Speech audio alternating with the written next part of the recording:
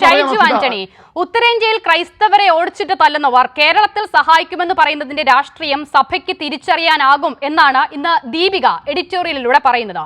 Organiser ക്രൈസ്തവ സഭയ്ക്കെതിരെ ലേഖനം എഴുതുന്നത് വരെ കാത്തിരിക്കേണ്ടി വന്നോ ഇങ്ങനെ ഒരു തിരിച്ചറിവിന്?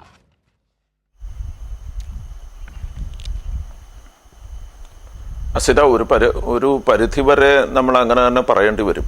ഒന്ന്, ഓർഗനൈസർ അതിനെതിരെയുള്ള ലേഖനം എഴുതുകയും വീണ്ടും വീണ്ടും ഉത്തരേന്ത്യയിൽ ഇത്തരം ക്രൈസ്തവ വേട്ട നടക്കുകയും ചെയ്യുന്ന ഒരു സാഹചര്യത്തിലാണ് ഇങ്ങനെ ഒരു സംഭവം ഉണ്ടായിരിക്കുന്നത്. എനിക്ക് ഇതിനകത്ത് ഈ ജോമോൻ പറഞ്ഞ 2-3 കാര്യങ്ങളോടുകൂടി പറഞ്ഞിട്ട് ഞാൻ അതിനകത്തേക്ക് വരാം. ജോമോൻ ഇതിനകത്ത് പറഞ്ഞത് എന്താണ്?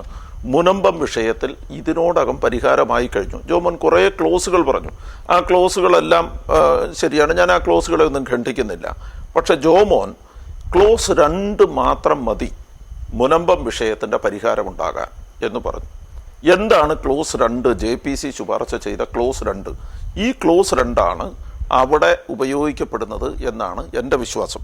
ആ ക്ലോസ് ഇങ്ങനെയാണ് പറയുന്നത്: provided further that nothing in this act shall apply to a trust established before or after the commencement of this act.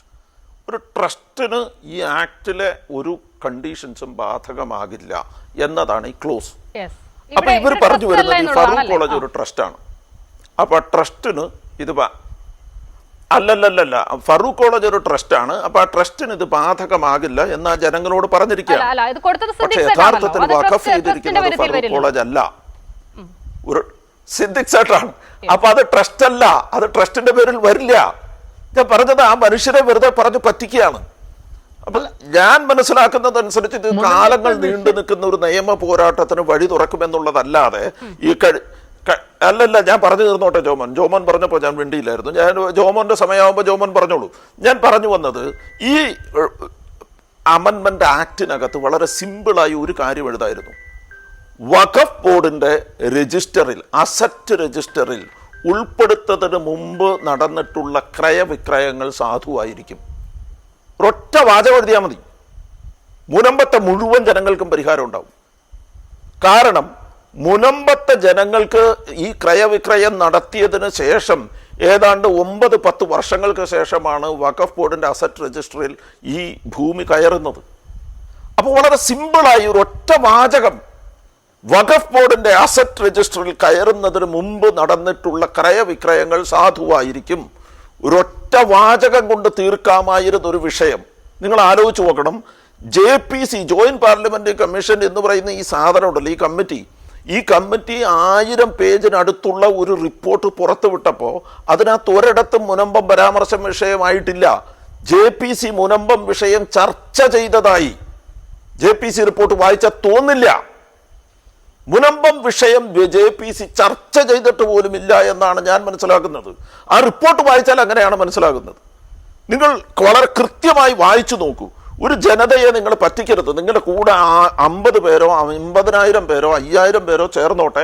ഞാനൊരു രാഷ്ട്രീയക്കാരനല്ല. നിങ്ങൾക്കത് രാഷ്ട്രീയമായി ഉപയോഗിക്കാമെങ്കിൽ നിങ്ങളത് ഉപയോഗിച്ചോളൂ. എന്നെ സംബന്ധിച്ചിടത്തോളം അത് ബാധിക്കുന്ന പ്രശ്നമല്ല. പക്ഷെ എന്നെ സംബന്ധിച്ച് ബാധിക്കുന്ന പ്രശ്നം, ഞാൻ ഒരു വട്ടം ആ മുനമ്പൻ ജനതയ്ക്ക് ഐക്യദാർഢ്യം പ്രഖ്യാപിച്ചുകൊണ്ട് ആ സമരപന്തലിൽ പോയി സമരം നിന്നയാള് അവിടെ പോയി അവർക്ക് ഐക്യദാർഢ്യം പ്രഖ്യാപിച്ച് പ്രസംഗിച്ചയാളാണ്. അതുകൊണ്ട് ആ ജനതയെ ദയവ് ചെയ്ത് വഞ്ചിക്കരുത്. ഇതിനകത്തൊരു പരിഹാരമുണ്ട് എന്ന് നിങ്ങൾ പറഞ്ഞാൽ അത് ഇന്ന ക്ലോസ് പ്രകാരം ഇന്ന തരത്തിൽ പരിഹാരമുണ്ട് എന്ന് കൃത്യമായി പറയാൻ പറ്റണം. ബാക്കി ക്ലോസുകളൊന്നും വായിക്കുന്നതിൽ അർത്ഥമില്ല. കാരണം അതല്ല അവരെ ബാധിക്കുന്ന പ്രശ്നം. അത് നിങ്ങൾ മനസ്സിലാക്കണം. അതുകൊണ്ടാണ് ഞാൻ പറഞ്ഞത്, ഇവിടെ നമ്മുടെ പ്രശ്നം എന്താണെന്നറിയോ? ക്രൈസ്തവ നേതാക്കളുടെ പ്രശ്നം എന്താണെന്നറിയോ? ഓർഗനൈസറിൽ ലേഖനം വരുന്നതിന് മുമ്പ് തന്നെ നിങ്ങൾ ആലോചിച്ച് നോക്കണം. ഒരു സഭയുടെ സ്വത്ത്, അത് മുസ്ലിം ആയിക്കോട്ടെ അല്ലെങ്കിൽ ഹിന്ദു ആയിക്കോട്ടെ, ആരുടെയെങ്കിലും, ആ സ്വത്തുക്കൾ മാനേജ് ചെയ്യാനുള്ള അവകാശമുണ്ടെന്ന് ഇന്ത്യയുടെ ഭരണഘടന പറയുന്നു. അത് മാനേജ് ചെയ്യാനുള്ള അവകാശമുണ്ടെന്ന് പറയുമ്പോൾ തന്നെ അത് മാനേജ് ചെയ്യുന്ന കമ്മിറ്റിയിൽ ആ സഭയിൽ പെടാത്ത ആളുകളെ വെക്കുന്നു. അതെങ്ങനെ ഭരണഘടനയ്ക്ക് അനുസൃതമായ കാര്യമായി മാറും? അതെന്തായാലും ഭരണഘടനയ്ക്ക് അനുസൃതമായൊരു കാര്യമായി മാറില്ല. അത് വളരെ പ്രധാനപ്പെട്ട ഒരു വിഷയമായി അവിടെ നിൽക്കുമ്പോൾ ക്രൈസ്തവ സഭകൾക്ക് ആശങ്കയുണ്ടാക്കുന്ന ഒരു ലേഖനം ഓർഗനൈസറിൽ വരുന്നു. ഓർഗനൈസറിൽ വരുന്ന ലേഖനം ഓർഗനൈസർ തൊട്ട് പിന്നാലെ പിൻവലിച്ചു. പക്ഷെ ഇവിടുത്തെ പ്രശ്നം അതല്ല. ഇവിടുത്തെ പ്രശ്നം ഓർഗനൈസർ RSS എന്തിനു വേണ്ടി സഭകളുടെ സ്വത്തിൻ്റെ കണക്കെടുത്തു? എന്തിനാണ് ആ കണക്കെടുക്കുന്നത്? സഭകളുടെ സ്വത്തിൻ്റെ കണക്കെടുക്കാൻ RSSനെ ആരാണ് നിയോഗിച്ചത്? ഇതൊരു പ്രധാനപ്പെട്ട വിഷയമല്ലേ? ഞാൻ ചോദിക്കുന്നത്, സഭകളുടെ സ്വത്തിൻ്റെ കണക്കെടുത്തെന്ന് പറഞ്ഞ് വെറുതെ കണക്കല്ല. കത്തോലിക്ക സഭ എന്ന് പറയുന്നത് ഒരു വലിയ അംബർലയുടെ കീഴിലാണ് നിൽക്കുന്നത്. കത്തോലിക്ക സഭയുടെ കീഴിൽ വിവിധ സഭകളുണ്ട്, വിവിധ കോൺഗ്രിഗേഷനുകളുണ്ട്, വിവിധ ഡയസിസുകളുണ്ട്, വിവിധ ഇടവകകളുണ്ട്. അങ്ങനെ നിരവധി ഇടവകകളുടെ, നിരവധി ഡയസിസുകളുടെ, നിരവധി ട്രസ്റ്റുകളുടെ, നിരവധി കോൺഗ്രിഗേഷനുകളുടെ ഒക്കെ പേരിലുള്ള വിവിധ തരത്തിലുള്ള സ്വത്തുക്കൾ. ഞാൻ പറഞ്ഞത് നേഴ്സിംഗ് കോളേജുകളും മെഡിക്കൽ കോളേജുകളും എഞ്ചിനീയറിംഗ് കോളേജും മാത്രമല്ല അതിനകത്ത് എടുത്തേക്കുന്നത്. ഡിസ്പെൻസറി എത്രയുണ്ടെന്ന് വരെ എടുത്തിട്ടുണ്ട്. ഡിസ്പെൻസറി, നഴ്സറി സ്കൂൾ എത്രയുണ്ട്, കക്കൂസ് എത്രയുണ്ടെന്നുള്ളതിനെ കണക്കെടുത്തിട്ടുണ്ടോ എന്ന് എനിക്കറിയില്ല. എന്തിനാണ് RSS ഇങ്ങനെ ഒരു കണക്കെടുക്കുന്നത് എന്നാണ് എൻ്റെ ചോദ്യം.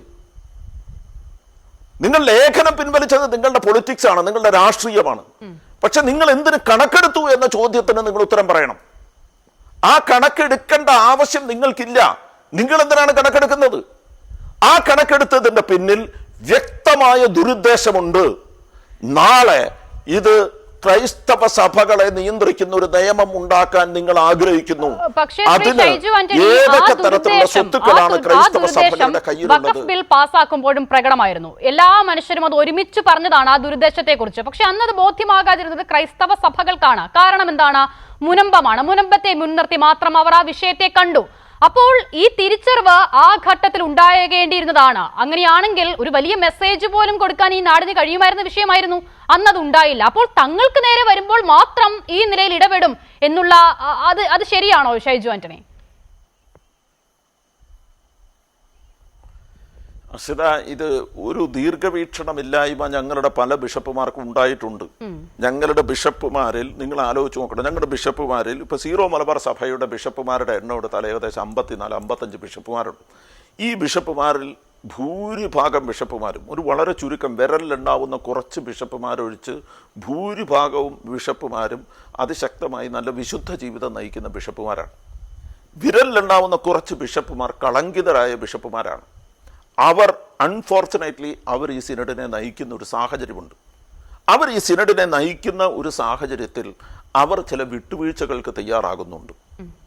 അവർ ചില വിട്ടുവീഴ്ചകൾക്ക് തയ്യാറാകാനായിട്ട് അവർക്ക് അവരുടെ മുമ്പിൽ കുറേ കാര്യങ്ങളുണ്ട്. FCR അക്കൗണ്ടുകൾ മരവിപ്പിച്ചിരിക്കുന്നു. ഒരു മെഡിക്കൽ കോളേജിൻ്റെ അഫിലിയേഷൻ നഷ്ടപ്പെട്ടിരിക്കുന്നു. മറ്റ് സ്ഥലങ്ങളിൽ പലയിടത്തും EDയുടെയോ NIAയുടെയോ പ്രതിപട്ടികയിൽ പല ബിഷപ്പുമാർ, 1-2 ബിഷപ്പുമാർ പെട്ടിരിക്കുന്നു. അങ്ങനെ നിരവധിയായ പ്രശ്നങ്ങളുണ്ട്. ആ പ്രശ്നങ്ങളുള്ള സാഹചര്യത്തിൽ അവർ മൂലമുണ്ടായ ചില പ്രതികരണങ്ങൾ മാത്രമായിട്ടേ ഞാനതിനെ കാണുന്നുള്ളൂ. പക്ഷെ അതല്ല സഭയുടെ ഔദ്യോഗികമായ പ്രതികരണം ഉണ്ടാകേണ്ടത്. സഭയ്ക്കകത്ത് തന്നെ യഥാർത്ഥത്തിൽ ദീർഘവീക്ഷണത്തോടെ വിഷയത്തെ പഠിക്കാതെ ഈ വിഷയത്തെ അവർ കൈകാര്യം ചെയ്ത രീതിയെ വിമർശിക്കുന്നവർ ധാരാളമാണെന്ന്. ഇന്ന് ഞങ്ങൾ മാത്രമൊന്നുമല്ല, ഇന്ന് ധാരാളം ആളുകൾ സഭയ്ക്കകത്ത് തന്നെ ഈ വിഷയത്തെ അവർ കൈകാര്യം. ഇനി അതെല്ലാം പോട്ടെ, ഒരു കത്തോലിക്ക സഭ ഒരു ഇതര സമുദായത്തെ അന്യവൽക്കരിക്കാമോ?